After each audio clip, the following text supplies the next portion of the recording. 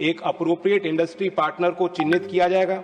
गोरखपुर का टेराकोटा, काला नमक राइस, बनाना फाइबर यानी सेरामिक्स और क्राफ्ट ट्रेड्स और गोरखपुर का जीआई टैग टेराकोटा क्लस्टर को हम टारगेट करके चाहेंगे कि इंडस्ट्री के जो हमारे पार्टनर्स हैं वो आगे आए। बनारस में weaving in silk technology trades, जो डेडिकेटेड विमेन हमारी आईटीआई है बनारस में, इसको इस योजना के अंतर्गत जोड़ा गया है और वो महिला बुनकरों को और कामगारों को ही उनके बीच ही काम करती है। सर, प्रयागराज में natural fibre, craft and agro processing trades. Sir, list लंबी है। ये उदाहरण के तौर पर मैंने पेश किया कि ओडीओपी से ही अलाइंड पीएम सेतु स्कीम को रखा गया है और उम्मीद है कि दोनों योजनाएं समन्वय बनाते हुए एक resource centre local MSME units के लिए तैयार खड़ा होगा। सर, थर्ड सप्लीमेंट्री श्रीमान प्रमोद तिवारी जी। धन्यवाद शिवन। मैं एक अच्छा सवाल है, अच्छा प्रयास है, पर एक चीज बता दूं, जमीनी हकीकत कुछ दूर है। उत्तर प्रदेश शिक्षा के क्षेत्र में 26वें नंबर पे तकनीकी शिक्षा में भी पहुंच गया है। तो ये प्रगति हो रही है, औन्नत हो रही है, खुद डिसाइड कर ले। मैं एक चीज कहना चाहता हूं कि चूंकि उत्तर प्रदेश से संबंधित सवाल है, उत्तर प्रदेश के प्रतापगढ़ में तहसील लालगंज में एक आईटीआई की बिल्डिंग बनकर खुलकर तैयार है पिछले 7-8 सालों से, लेकिन उसकी पढ़ाई इसलिए नहीं हो पा रही है क्योंकि स्टाफ की कमी है, टीचर्स की कमी है, तो वो डिस्ट्रिक्ट हेडक्वार्टर पे उनकी पढ़ाई होती है। तो मेरे कहने का मतलब है खोलने का फायदा क्या हो। तो सिर्फ एक आग्रह, सीधा सवाल कि क्या माननीय मंत्री जी जो स्वयं उत्तर प्रदेश से हैं वो निर्देशित करेंगे कि जो आईटीआई बेल्हा में लालगंज में खुली है वहीं चलाई जाए। एक बहुत ही मैं समझता हूं कि आग्रह पूर्वक ये प्रश्न है, इसका उत्तर मैं चाहता हूं। निर्देश इसके लिए देने की कृपा करेंगे कि वहीं बेल्हा में लालगंज में ही चलाया जाए जहां बिल्डिंग बनी हुई है। Honourable minister. सर, आईटीआई का फाइनेंशियल और प्रशासनिक जो कंट्रोल है वो राज्य सरकारों के ही हाथ में होता है। डीजीटी जो डायरेक्टर जनरल ट्रेनिंग है वो एफिलिएशन के लिए काम करती है। अभी मैंने, क्योंकि इस प्रकार के इश्यूज संभवतः उठ सकते हैं, कई राज्यों में अपने अलग चैलेंजेस होते हैं, एक नई बॉडी का गठन का प्रस्ताव मैंने किया है। We are calling it Sarathi sir, strategic advisory and reform task force for holistic ITI transformation. Sir, इसमें राज्य स्तर पे भी जो कौशल विकास के मंत्री हैं वो भी इस कमेटी में, नेशनल कमेटी में मेरे साथ रहेंगे। इस कमेटी को मैं चेयर करूंगा। इंडस्ट्री के लोग, हमारे स्किलिंग इकोसिस्टम के लोगों को उसमें निमंत्रण दिया जाएगा और उस तरह के सुझाव लिए जाएंगे। माननीय सांसद ने एक विशेष आईटीआई को लेकर जो चिन्हित करके बात की है उसकी विस्तृत जानकारी मैं माननीय सांसद को उपलब्ध कराऊंगा। Sir, fourth supplementary Shrimati Rajni Ashok Rao Patil जी।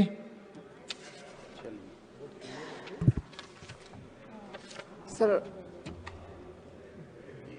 मैंने इसके लिए नहीं दिया, 394 के लिए दिया था मैंने। नाउ श्री सतनम सिंह सांधू जी। सर, पीएम सेतु स्कीम जो है ये एक रेवोल्यूशनरी और विजनरी स्कीम है। इसके लिए मैं प्रधानमंत्री जी का आभार व्यक्त करना चाहता हूं। सर, 60,000 करोड़ के साथ 2025 में शुरू की गई स्कीम ये ट्रांसफॉर्मेटिव स्कीम है और मेरा क्वेश्चन जो है वो पंजाब के संदर्भ में है। मैं माननीय मंत्री जी से पूछना चाहता हूं कि पंजाब में कितने इंडस्ट्री क्लस्टर जो है आइडेंटिफाई किए गए हैं, उनकी पहचान की गई है और उसमें जो स्कीम के अंतर्गत एंकर इंडस्ट्री पार्टनर्स को स्ट्रेटेजिक इन्वेस्टमेंट प्लान देना होता है वो कितनों ने दिया। क्योंकि पंजाब में एक तरफ हमारी इंडस्ट्री स्ट्रगल कर रही है और दूसरी तरफ हमारा युवा जो है वो अच्छी स्किल लेने के लिए आगे आ रहा है। तो मेरा निवेदन है कि पंजाब के क्लस्टर्स की जानकारी दें और उसमें कितनी इन्वेस्टमेंट्स आई उसके बारे में बताएं। बहुत बहुत धन्यवाद। Honourable minister. सर, पंजाब ने आइडेंटिफाई किया है क्लस्टर को। पंजाब ने जो स्टेट स्टीयरिंग कमेटी बनेगी जो इस पूरे योजना के क्रियान्वयन पे अपनी नजर रखेगी और नेशनल स्टीयरिंग कमेटी के दिशा निर्देश और गाइडलाइंस के तहत काम करेगी, वो भी पंजाब ने फॉर्म कर दिया है सर। और स्टेट बजट का अलग हेड भी बना दिया है। लेकिन अभी पंजाब ने एंकर इंडस्ट्री पार्टनर के लिए आरएफपी फ्लोट नहीं किया है। हम कोऑर्डिनेट कर रहे हैं, उम्मीद करता हूं कि पंजाब की सरकार इसमें सहयोग करेगी। साथ ही जो 5 सेंटर्स ऑफ एक्सीलेंस जिसका जिक्र मैंने किया था पीएम सेतु के कंपोनेंट 2 में, ये ट्रेनर के इंस्ट्रक्शन की फैसिलिटी है राष्ट्रीय स्तर की। और सेंटर ऑफ एक्सीलेंस पंजाब में लुधियाना में जो हमारा एनएसटीआई है उसको भी चिन्हित किया गया सर। डॉक्टर अजीत माधवराव कोपचडे जी। धन्यवाद सभापति महोदय। मैं जानता हूं कि ये सवाल उत्तर प्रदेश से संबंधित है। माननीय मंत्री जी, मैं महाराष्ट्र राज्य से आता हूं।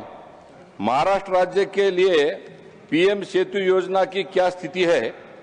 केंद्र सरकार, राज्य सरकार और उद्योगों द्वारा महाराष्ट्र में प्रारंभिक रूप से चयनित हब नागपुर, पुणे और छत्रपति संभाजीनगर है। क्या सरकार राज्य सरकार के सहयोग से इन हबों को महाराष्ट्र के अन्य क्षेत्रों में विस्तारित करने में इच्छुक है? और मेरा ये आपसे सवाल है कि देश भर के सभी आईटीआई में बड़े पैमाने पर आर्टिफिशियल इंटेलिजेंस का पाठ्यक्रम शुरू करने की आपके माध्यम से भविष्य में कोई योजना है क्या? धन्यवाद। Honourable minister. सर, महाराष्ट्र की जानकारी भी मैं दे सकता हूं। 3 जो है क्लस्टर्स महाराष्ट्र की राज्य सरकार ने चिन्हित किए हैं। टोटल 15 आईटीआई को पीएम सेतु में महाराष्ट्र के विभिन्न जिलों में और जनपदों में रखा गया है। और ये कोई अपर सीलिंग नहीं है।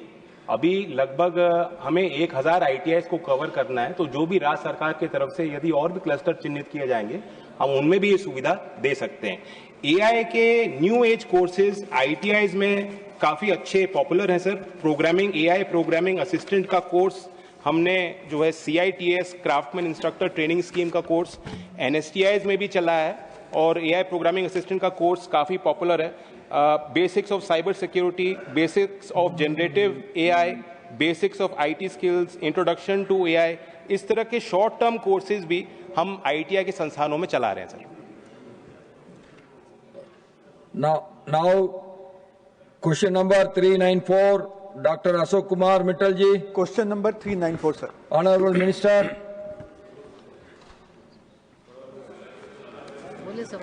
सभा पटल पर रखा। First supplementary doctor Ashok Kumar Mittal ji. धन्यवाद अध्यक्ष महोदय। यह बेहद दुर्भाग्यपूर्ण है कि जुवेनाइल जस्टिस एक्ट लागू होने के 10 साल बाद भी न्याय की गुहार लगा रहे बच्चों को एक ऐसे सिस्टम में धकेल दिया गया है जो खुदम खुद अपाहिज है। इंडियन जस्टिस रिपोर्ट के मुताबिक 31 अक्टूबर 2023 तक देश के 362 जुवेनाइल जस्टिस बोर्ड में कुल 1 लाख से अधिक केसेस थे, जिसमें 55% पेंडिंग है। इन बच्चों को सर हम सुधारने के बजाय तरीकों में उलझा रहे हैं, क्योंकि हर चौथा बोर्ड फुल बेंच के बिना चल रहा है। 30% के प्रसाद लीगल सर्विस क्लिनिक ही नहीं है, ना जज ना सोशल वर्कर।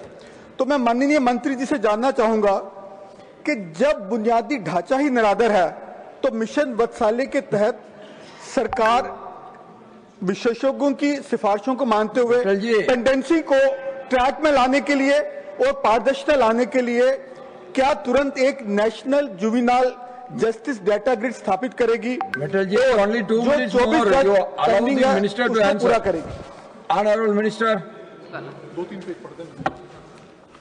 माननीय सदस्य ने पूछा है, माननीय सभापति महोदय, किशोर न्याय बालिकों के देखभाल एवं संरक्षण के लिए हमारे अधिनियम 2015 धारा 54 के अंतर्गत देश भर में बाल देखभाल संस्थाओं को नियमित निरीक्षण व्यवस्था की जाती है और इसी प्रावधान के अनुसार राज्य जिला स्तर पर निरीक्षण समितियां गठित की गई है, जो कि प्रत्येक 3 माह में कम से कम 1 बार स्थानीय निरीक्षण करती है और साथ ही सप्ताह के अंदर प्रतिवेदन भी प्रस्तुत करती है। माह में 1 बार आवश्यक कार्रवाई सुनिश्चित भी करती है, जहां पर सामाजिक ऑडिट विषय का धारा 55 के अंतर्गत स्थानीय कार्य समय समय पर मूल्यांकन करने की व्यवस्था, जिसमें आवश्यक अनुसार तंत्र रूप से त्रैमासिक मूल्यांकन भी करती है। मैं यही भी अवगत कराना चाहती हूं कि बाल देखभाल संस्थाओं का निरीक्षण एक निरंतर चलने वाली प्रक्रिया है, जो कि केंद्र शासन और प्रदेश द्वारा नियमित रूप से की जाती है। सरकार बाल संरक्षण के प्रति पूरी तरह प्रतिबद्ध है और इस दिशा में हम आवश्यक कदम निरंतर उठा रहे हैं। Now, श्रीमान पंकज चौधरी जी to move a resolution regarding approval of notification number 07/2026 Central Excise dated 26th March 2026, which seeks to amend the 8th schedule to the Finance Act 2002 in order to levy special additional excise duty on aviation turbine fuel. Resolution. सभापति महोदय, मैं अपने वरिष्ठ सहयोगी श्रीमती निर्मला सीतारमण जी की ओर से निम्नलिखित संकल्प प्रस्तुत करता हूं।